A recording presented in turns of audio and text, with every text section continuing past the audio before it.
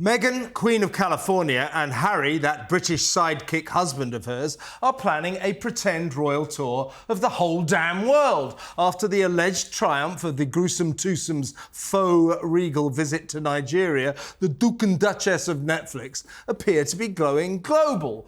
Reports of the couple's planet-wide odyssey emerged just as Meghan's heartbroken father, Thomas Markle, once again pleaded with his daughter to make a slightly less arduous journey, the 3-hour drive to his place, so he can finally see Archie and Lilibet, the grandchildren he has never even set eyes upon. With Charles also complaining about his distant relationship with Harry's kid, more of the grandpa's plight later.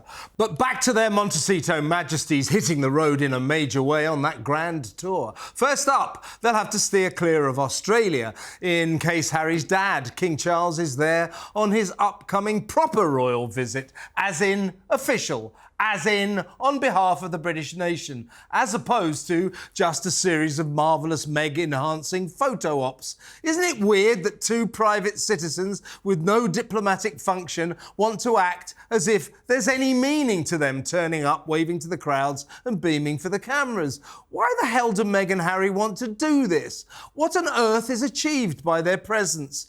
A few nice pictures and, in the case of Nigeria, the jarring avoidance of the human rights atrocities that prosper there. For feminist Meghan, never to mention the female genital mutilation problem and the hundreds of kidnapped schoolgirls held for years as terrorist sex slaves, was no mean feat. King Charles was said to be infuriated by his son's Nigerian trip because he felt it undermined the monarchy's role as head of the Commonwealth. But while their popularity plummets on both sides of the Atlantic, the Sussexes' bizarre enthusiasm for shaking hands at civic receptions in foreign countries is apparently soaring. I suppose this strange international posturing could be good for brand Meghan, might help her to sell a few beige blankets if ever her oddly inactive lifestyle site, American Riviera Orchard, actually opens for business. But in what way does this vacuous VIP peacocking benefit Harry? Doesn't it remind him that before he opted to become a ginger guy, faffing about not doing much on the West Coast, he used to be someone? Anyway, back to poor old Thomas Markle, who, ahead of his 80th birthday, is scaling back his grandparenting ambitions. In an anguished interview, the former Hollywood lighting director, who was once extremely close to his daughter, accepts that their fractured love is beyond reconciliation. He sadly concedes meeting up again is unlikely, so he is asking Meghan for one small gesture. Markle Sr. just wants her to send him a photograph of his grandkids. That's all. How much longer Thomas has left is something of a pressing issue. After 2 heart attacks prevented him from walking Meghan down the aisle when she married Harry in 2019, he has still yet to meet his royal son-in-law. Incredible. And following a serious stroke a couple of years ago, he believes time is running out. Meanwhile, behind the gilded gates of her Montecito mansion in the sun, once Meg finally flogs a few knives, forks and towels, what's next on her agenda? Is it really world domination? Say it ain't so. Meghan and Harry, their main thing believing the royal family was, oh, I want privacy. I want privacy, I want privacy, I want privacy.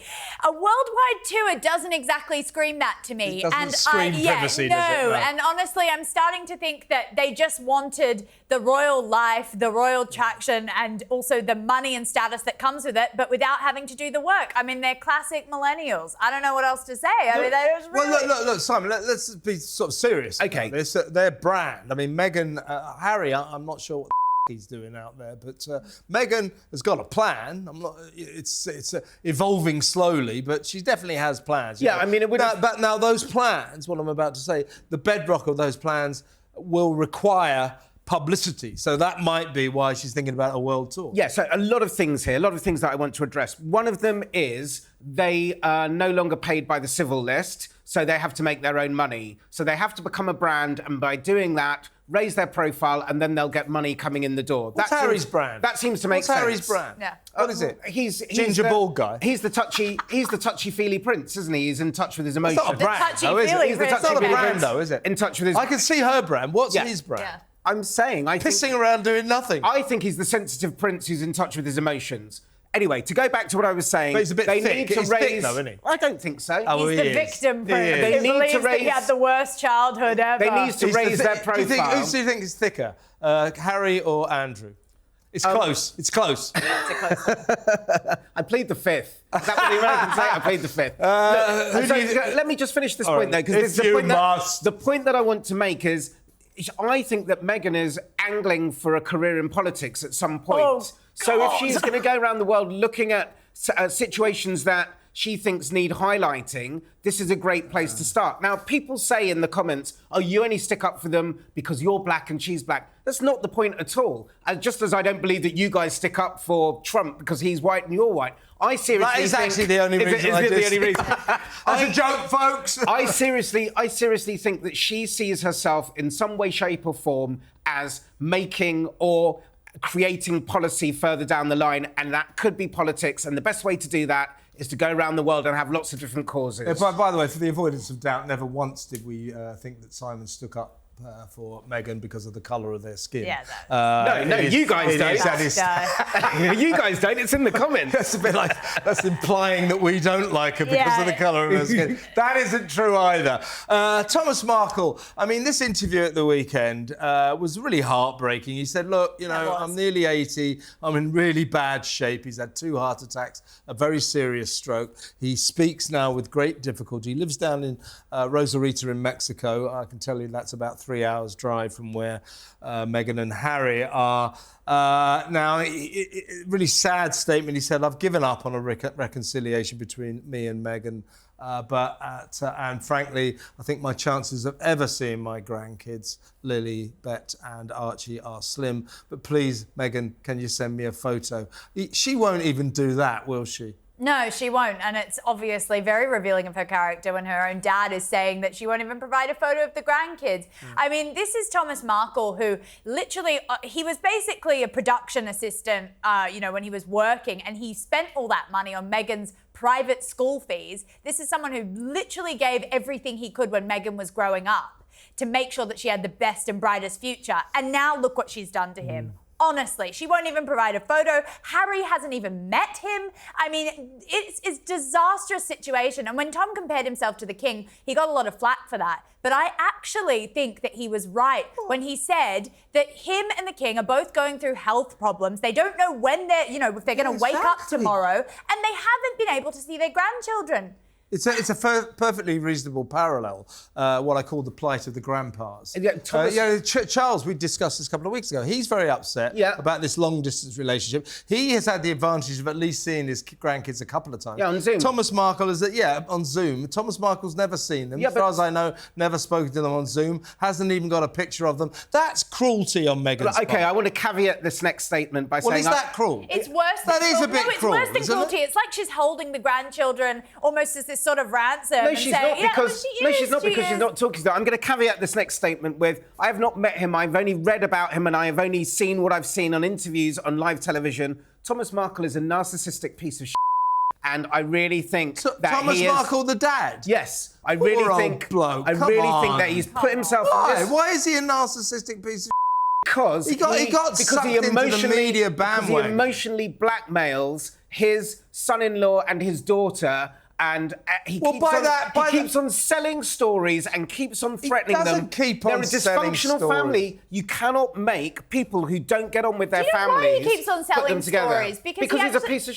Wait a second, Samara. If you say that he's a piece of for doing that, doesn't that make Meghan a piece of for not sending him at least a photograph and not letting him see his grandkids? I mean, a lot of daughters and sons who have problems with their parents don't deprive them of their grandkids' company. I think that Meghan could maybe move a little bit closer and maybe she could hold out an olive branch. But I completely understand and empathise why she has cut that cancerous man out of her life. He's not cancerous. Well, I mean, maybe literally he is. But the point about Thomas Markle is her fury dates back to when she was, or rather when he was conned by a photographer into posing for some pictures. Now, he's this innocent abroad. I mean, literally abroad. He lives in Mexico, just south of the American border. Doesn't know anything about the media, certainly doesn't know about how the British press work. And, you know, a rather slick operator turned up in Rosarita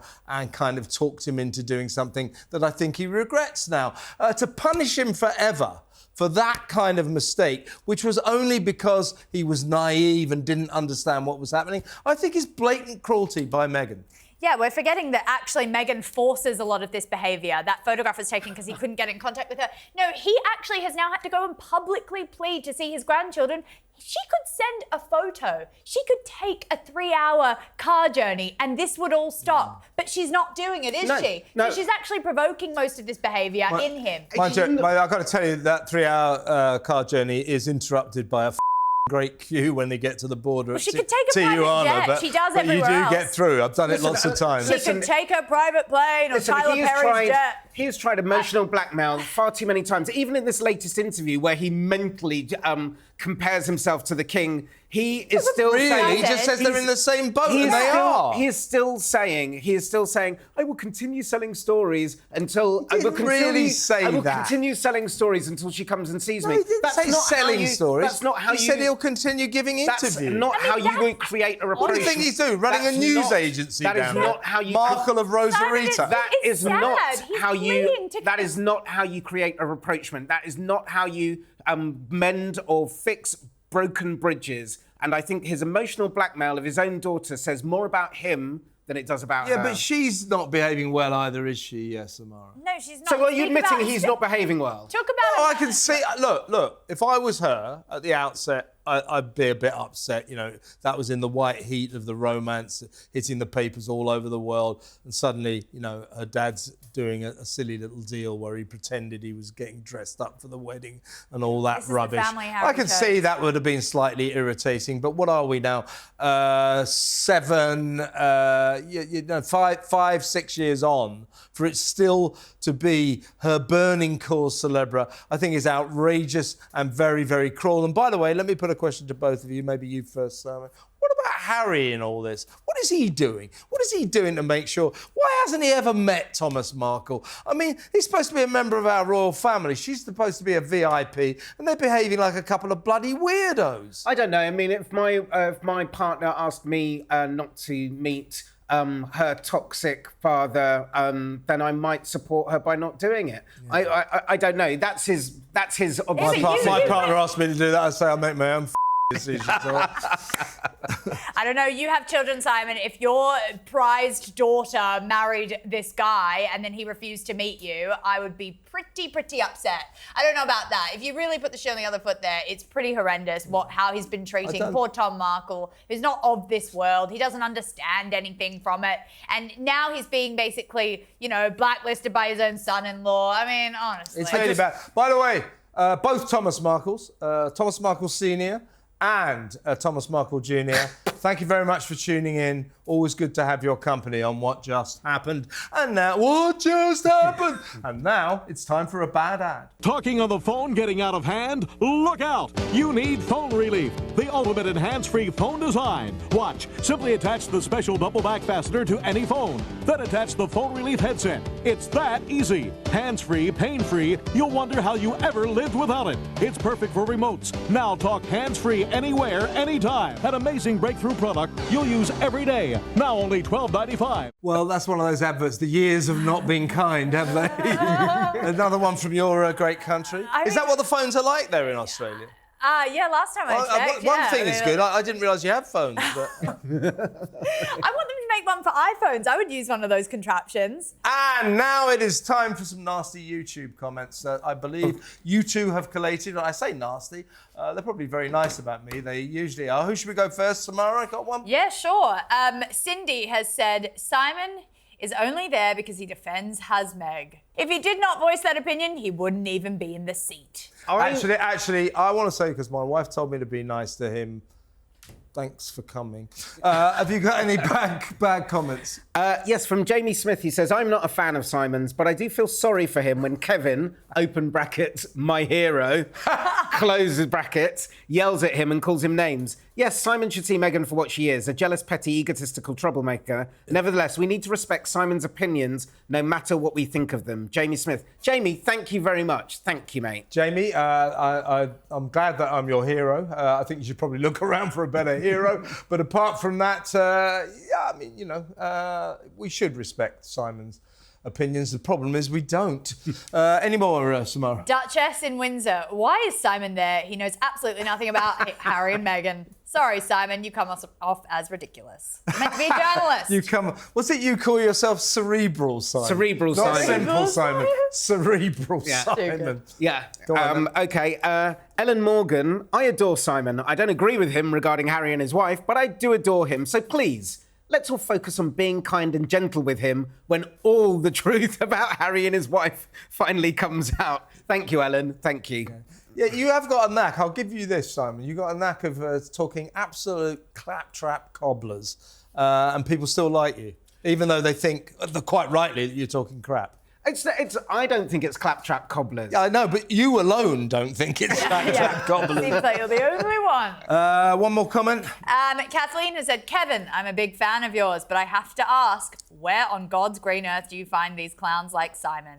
I am finally able to gingerly click on the video since JJ the jerk is gone. But why do you have to get this clone? The man is absolutely delusional. And that was from who, again? That was from Kathleen. Kathleen, thank you very much for that excellent message. Well, I mean, we've got to have some idiot. The village idiot has to be in the show. Someone to laugh at. And talking of the village idiot, you've got another one, Simon.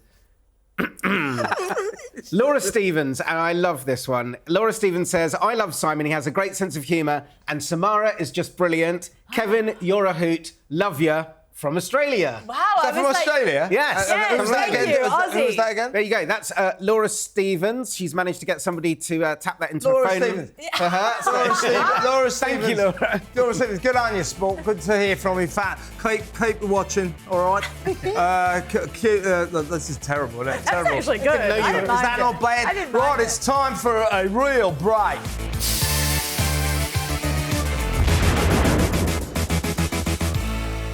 What just happened?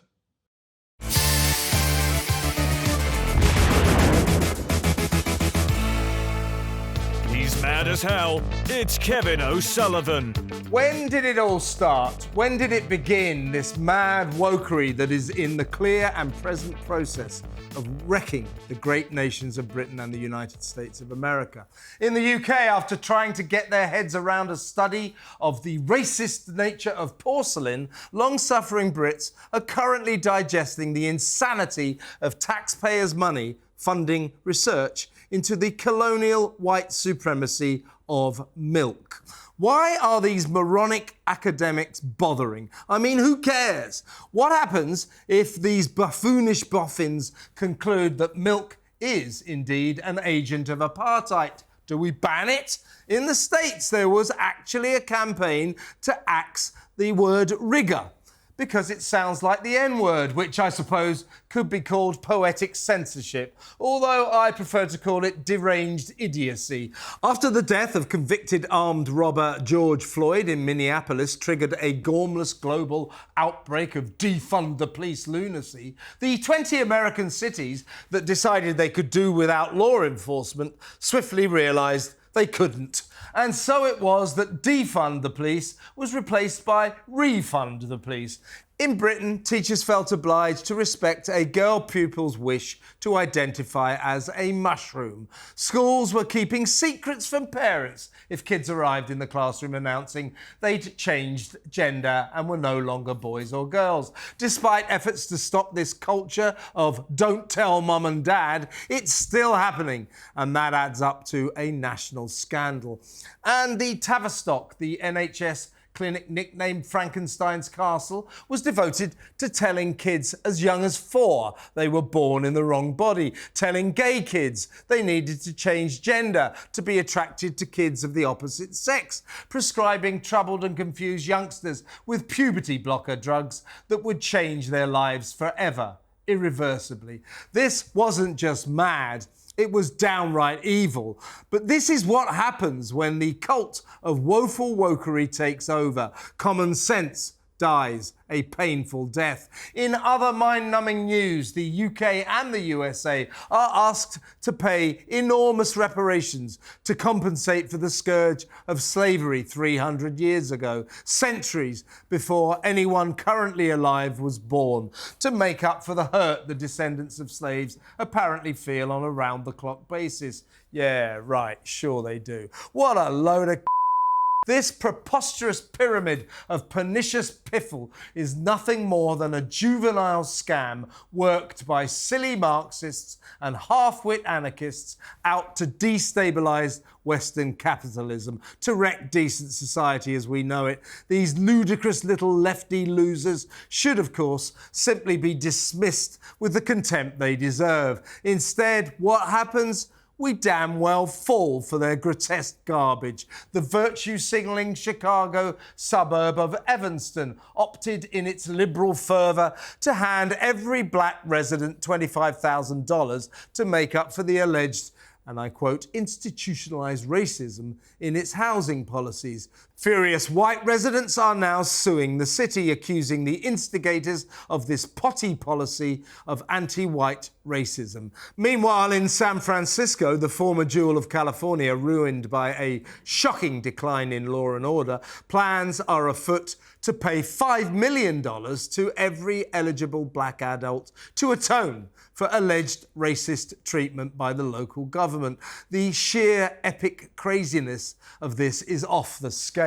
Turn bemused but thrilled citizens into instant multimillionaires and go bankrupt. Then what?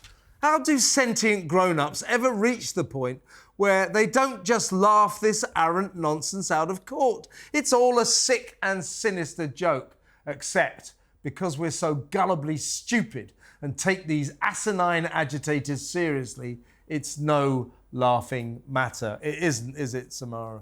No, it's not. And actually, Lincoln said that, you know, you can repeal all history, but you can't repeal human nature. We really need to move forward and move past this, because I think that the woke movement has gone too far and we're seeing a total reaction to all of that. Yeah, I mean, we're in a process of overcompensating. Yes. You know, no one is trying to excuse racism of the past or slavery 300 years ago, but it was 300 years ago.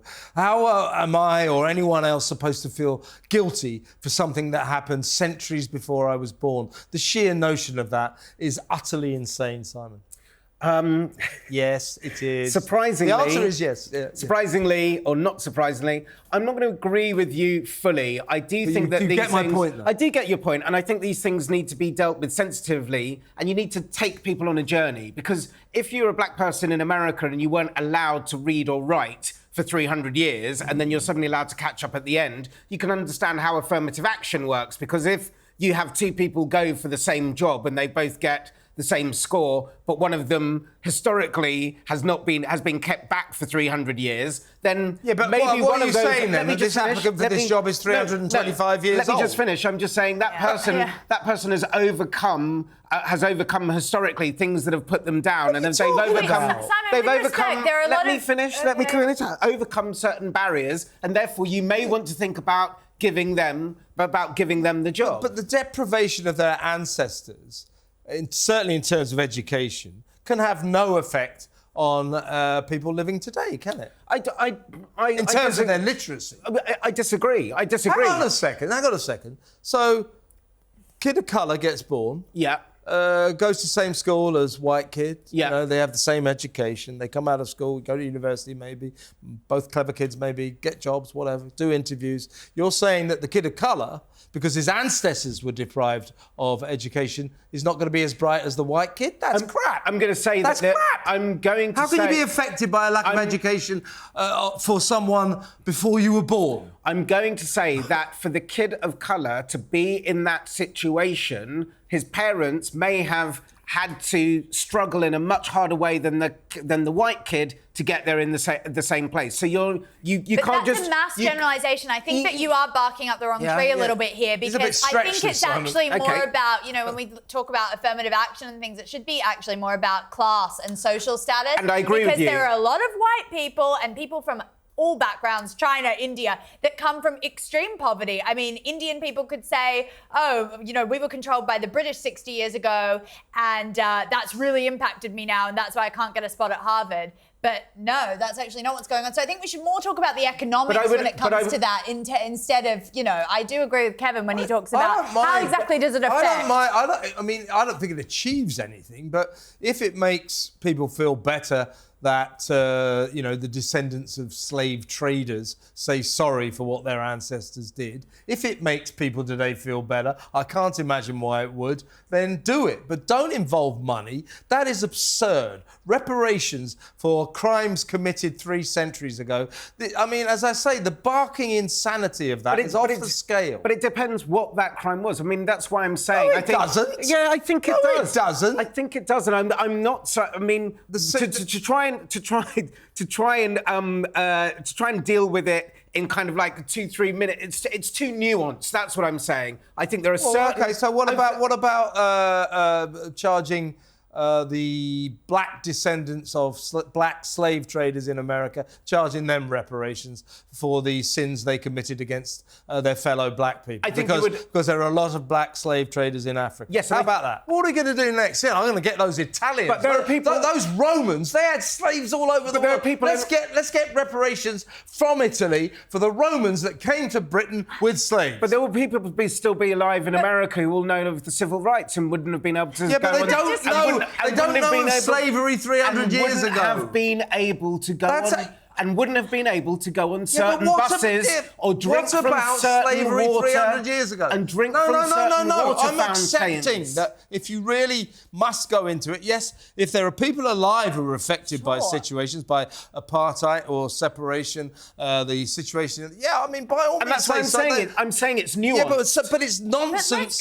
It's nonsense to go back 300 years. Doesn't make any sense at all, Samara. Yeah, a few things. Why is it always Europeans that are having to pay for the sort of mistakes that they committed? What about Genghis Khan? Are we going to go back and find what he did and charge his, you know, taxpayers in that region? I think he got a bad press. Yeah, sure. But are we? No, seriously, it sets a very dangerous precedent to just start handing out checks for stuff that happened hundreds of years ago. Really However, I completely acknowledge intergenerational trauma. You know, obviously, you know, as you said, when they start 300 years later on the property ladder, of course, they're not going to be buying property, that sort of thing. But it doesn't mean that we have to be using our taxpayer money to be handing it out to them right now, here. Let's expand this, because I think we covered this issue, because the subject was the wokery that is consuming both America and Britain, and indeed other parts of the Western world, but especially Britain and America. I mean, our European friends look across the channel, they go, what the is going on in this place? Why are the taxpayers paying for an investigation into milk to see if it's an agent of white supremacy? Why are we investigating porcelain to see if that's an agent of white supremacy, see if that's racist? This wokery is crazy. It's absolutely crazy. It's not propagated by people who want equality and, you know, let's all be nice, be kind. I hate that expression, by the way. I don't want to be kind, all right? Why should I be? Be kind, be kind. No. But this mad wokery, this insanity about the, you know, the racist nature of milk and so on and so forth. School teachers having to respect a kid who identifies as a mushroom. Kids turning up and saying, I think I'm a boy, when they're a girl, and the teachers not telling their parents. Yeah. This is madness. Okay, listen, you've started at porcelain, you've ended at mushrooms. I will try and answer everything in between. Mushrooms are white, aren't they? What I would say, some of them are brown.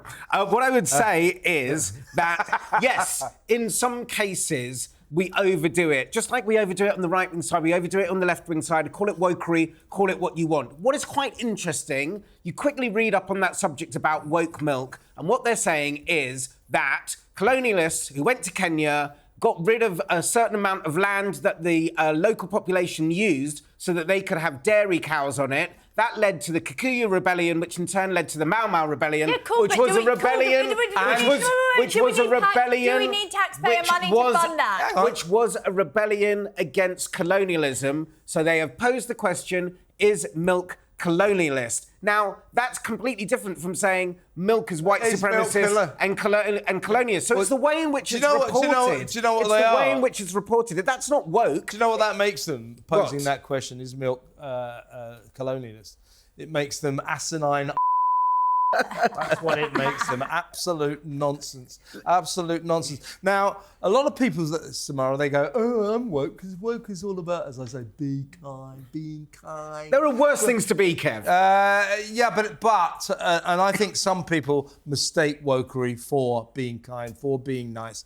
But the perpetrators of wokery tend to be little Marxist and anarchist agitators who are trying to destabilise society. That's why they start in the universities. Yeah, when you're talking about these little agitators, a lot of them in universities right now, but also a lot of them just on the street and just sort of blinded by what they're seeing on Twitter and their echo chamber that they surround themselves in. I mean, wokery in the trans debate requires us to, if you take the woke line, it requires us to accept that a trans woman is a woman, has biologically become a woman. That's not true. Again, feelings over facts. It is.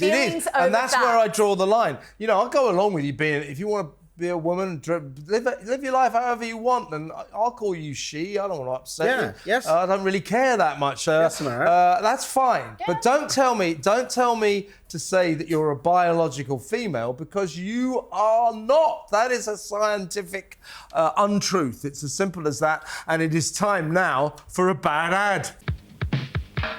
It's now open, Gigolos Disco Diner, Wyler's ultra-modern family carvery and entertainment centre in the Telford Westland Motor Inn. Gigolos offers an extensive menu at very reasonable prices. This exciting new concept in dining and entertainment is ideal for the family, for a business lunch or for a night on the town. Gigolos Disco Diner open for lunch and dinner. Gigolos at the Telford Westland Motor Inn. Check it out today. I love Australia. They're supplying us with lots of bad ads. Brilliant. Have you been to Gigolos? That particular one, no, but yeah, I mean... Oh, you have been to a Gigolos? You've been to a Gigolo? Have you been out with a Gigolo? Wait then. Yeah, unfortunately I haven't had the pleasure, but you know, it's now I'm gonna go. I love the bit. Whoa. Simon, I love the bit in that perfect for a business lunch. With. So it's a restaurant. Wait there. So it's a restaurant named after male escorts. There was a child there. Was he an escort? The child, the little boy, and then there were two men there, and then there was just a family. And from your knowledge of gigolos, the restaurant, not actually gigolos, although I don't know whether you. Yeah, you don't know me. Do you know many hee-haws? Yeah. No, seriously, was that sort of carvery thing? Is that the exciting concept? The carving of meat at a gigolo's. Gigolos. Oh my word. Is it a chain all over Australia? Yeah, I think there are a couple. I mean, I was really impressed by that ad. It looked like it had everything. You could have your business meeting, you could have your children there. It's called a Gigolos. Yeah. People will be interested. You would be impressed. You're from Australia. You set the bar low there. Very. Sorry, Australians. Just a joke. Gigolos, eh? Time now for a real break.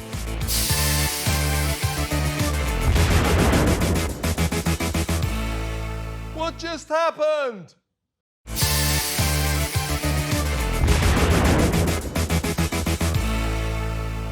Right, here in London right now, oh, by the way, welcome back to What Just Happened. Well, what has just happened in London is a very, very rare event. We've had about 3 days in a row where, whisper it quietly, the weather has been technically nice. Here we are, nice weather. It's supposed to be the bloody summer after all. And what do we get? Massive, great warnings from the Met Office. Be careful, stay indoors, keep your curtains drawn, keep your drapes drawn. You're going to die. The world is on fire. Britain's on fire. Oh, my God. I mean, Samara, all this is nice summer weather. When did we in Britain lose the ability to just enjoy that? we lost it a long time ago when people started making all these news headlines that said, oh my God, it's happening, the global boiling. I was actually listening to the news last night and they said that, oh, we haven't had this weather since last September. Last summer. Yeah, that's right. Last summer. Honestly, that's literally This is what the it was. hottest day since last summer. Yeah, no, Sherlock. Yeah, and honestly, quite frankly, as an Australian, I'm enjoying it. I'm saying it's bringing economic prosperity. The pubs are full, the restaurants are full, the economy is growing. I've no complaints. Yeah, and why do we do this every time the sun comes out now? Just warn everyone they're going to die. They literally tell people not to leave their houses. Now, in old money, in America, they'll know this. It's about it's around about 80 degrees right now. What is that? 25 to 30 centigrade. Okay, that's, well, in my view, that's nicely hot. I love this weather. Why do they treat it this sort of normal, warm summer day as a death threat? Because there are a lot of silly people in this country who go out. You don't just think Americans are silly, Brits are silly as well. Well, you're asking why all the warnings over here. A lot of people who go out without sunblock, without a bottle of water, and they cause our emergency services to go out and rescue them when they get sunstroke, when they dehydrate on the tube. Not very many. When they dehydrate on the tube, and actually just by just by putting a warning out at the beginning of the day, going, if you're old, stay in the shade. If you're going on the tube, take a bottle of water. They probably save themselves thousands of... What do they think we are? 3 years old? They save themselves thousands of pounds. Actually, not everybody is as clever as you So, can. Simon, what are you going to do? Mandate that people have to bring a bottle of water with them? Just ignore it. These announcements. You're allowed to ignore it. These announcements, I mean, they're so infantilising. Oh, it's hot, drink water. Oh, really? I didn't realise. If you don't like the warning in the morning, just ignore it. You ignore Warning in the morning. You two ignore everything else. Well, I do ignore. Ignore that one. Of course, I ignore it. So does Samara. Of course. There you go. You're from Australia, you know. There you go. You must look at us. You must look at us and think, what's the why wrong have you? with these? Why was it a couple of years ago when we did have a period of quite hot weather and a couple of fields caught fire in Essex, which is near London, to the east of London for our American and Australian viewers. It's like Britain's on fire. That's what the climate change emergency crew said. Britain wasn't on fire. Yeah, some towns did catch fire. No, they didn't. Yes, one field caught fire. Simon, the issue is people actually don't. So what town? People don't ignore Wait a second, Samara. What towns caught fire? I believe that. Well, name the towns that caught fire. You're just falling victim to this stupid hysteria. There was a place in East London. You do this every week. You put me on the spot, and I have to remember because you haven't got the facts. I remember the name. I have to remember the names of something. I come back the week after, and you go, "Oh, we're not talking about that now." Yeah. So no, but there was somewhere. My system. There was somewhere in East London where there was a fire, and it was due to the heat. Do you remember last year? Yeah, but it wasn't a town, it was a field in Essex. And it did small village? It caught fire to a few houses. Yes, there you go. That's not Britain on fire, is it? It is in Britain. It was on fire. Britain was on fire. You don't think that's a slightly hyperbolic way of putting the fact that one field caught fire, that the entire country was on fire? You don't think that's exaggerating? You don't think that's trying to create hysteria at all? We're in the business of selling news. We're in the business of selling news. It sells news. Answer the question. I want to go. We're not talking about. Hyperbole. We're not talking about selling news. It's hyperbole. We're talking about. Yeah, thank you very much. It's hyperbole. It's experts going. Okay, but back to your talking. Oh no, I want to. Britain wasn't on fire. That was utter. Our Met Office has climbed aboard this ludicrous gravy train, which is true, and it announced some time ago, a couple of weeks ago, it announced that we'd just been through. This is the beginning of June. We'd just been through the hottest May in Britain since records began. All over Britain, going, we spent May with our central heating on. It was freezing. I just don't know what to say. Pretty much the scientific community, the majority of the scientific community agrees that there is a climate emergency. And the substantial minority. There's a climate emergency that has been predicated by man's behaviour. Okay, you're right. You're right. But scientific facts are not created by consensus, by majority thinking. There is a substantial minority of scientists who believe climate change is not man-made and we are not in the process of an emergency. And what I would say, Samara, is no one here, me, you, or certainly not Simon, is saying there isn't climate change. We're not climate change deniers. We are just questioning the level to which mankind is responsible. Yes, the climate is changing, but the future of the climate is actually dependent on Asia and Latin America. No straw that you're going to use out of paper, no electric car that you're going to drive around London is going to help a bit. Now it's time to go to a bad ad. Do you want a super quick deal in steel? Then stop holding your Dick Johnson and come down in your 4 old rusty doors to see Statewide Steel for all your steel needs. Statewide Steel is a locally owned and operated business right here in country WA that can supply any steel anywhere in the state. Statewide Steel specialise in reinforcing steel, lintels, RHS, pipe, flat and angles, fencing, roofing and anything else you can think of in steel. With more years in the game than Brocky was king of the mountain, race into Statewide Steel. Christ. What's that? Statewide Steel.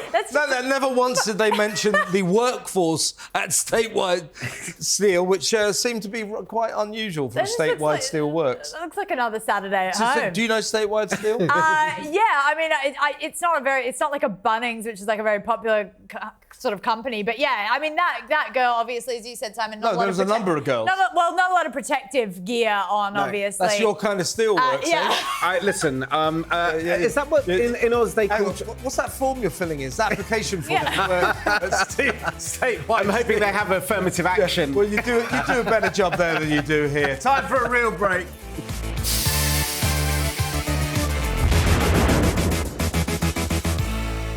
What just happened?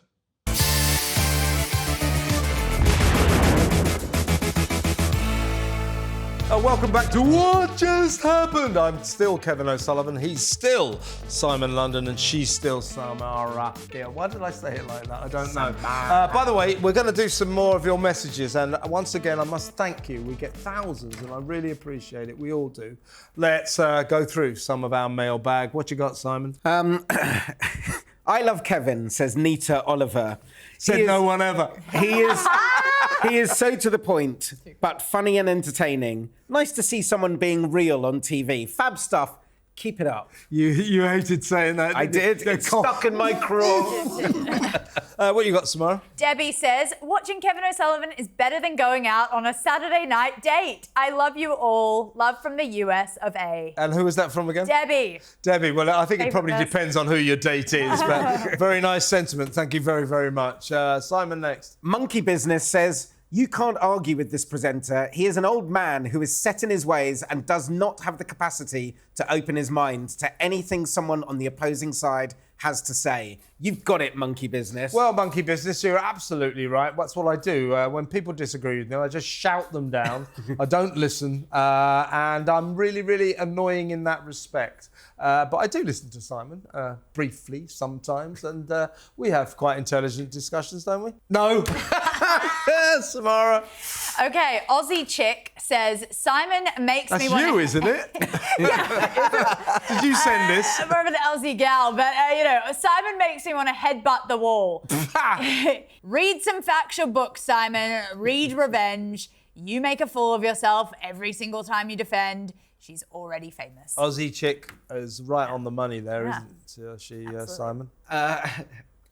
No. What's the word I'm looking for? Yeah, what's the word I'm looking for? Yes. No. Simple Simon strikes again. Little one says, Simon has... This one's from me. Simon has a good heart. I know he's paid to support them. No. He probably needs the money. Yes. But he really knows what's going on with the dastardly duo. You can see his conscience suffers. Yeah, well, I think... who's that from again?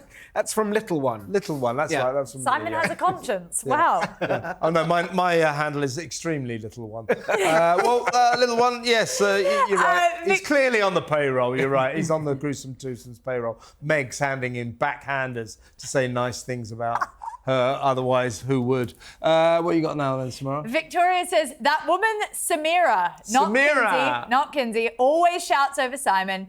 Can you just let him finish a bloody sentence. Yeah, I take that on, honestly, Victoria. Thank you. No. I want you to not let him finish his sentences. Yeah, it's very You're hard. doing a great job. When he's saying lies. Yeah. Simon, what praise have you got next for me?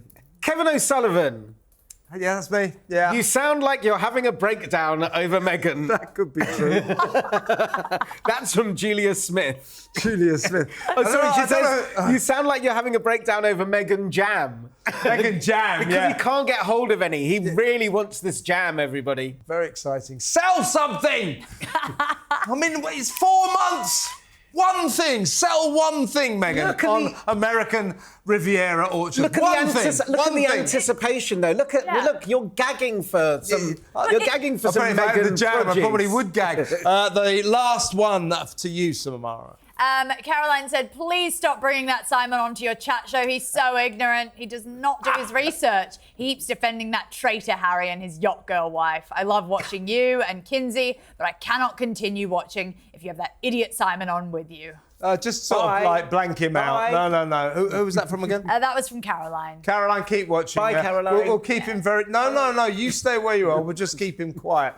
Right. Well, thank you very much. Thanks again for all your messages. Thank you for reading them out. Thank you. Yeah, well done, Simon. Didn't realise you could read. Right. Let's finish on this surprise video. So we're all as excited as you are. Now, this is the mysterious actor who we think was also in A Beautiful Mind. Yeah. Let's find out. It has to be correct, then it has to be pointless. If it is both of those things, you leave here with £2,500 for your charities. How many people said Sam Waterman? Is it a real person?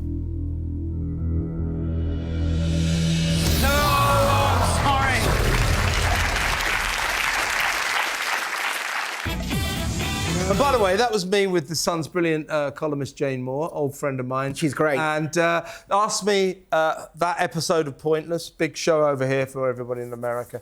Asked me who won that episode. Kevin O'Sullivan. It was Kevin O'Sullivan. It was me. Yeah. And Jane Moore. And Jane Moore. Jane and I were the Pointless champions. Jane Moore gave me my first job.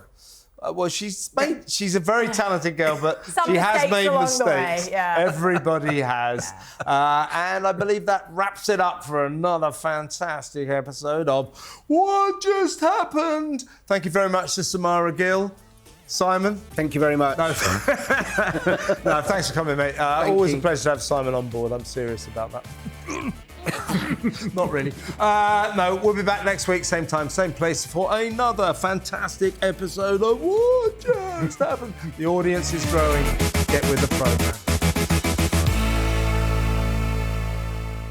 What just happened?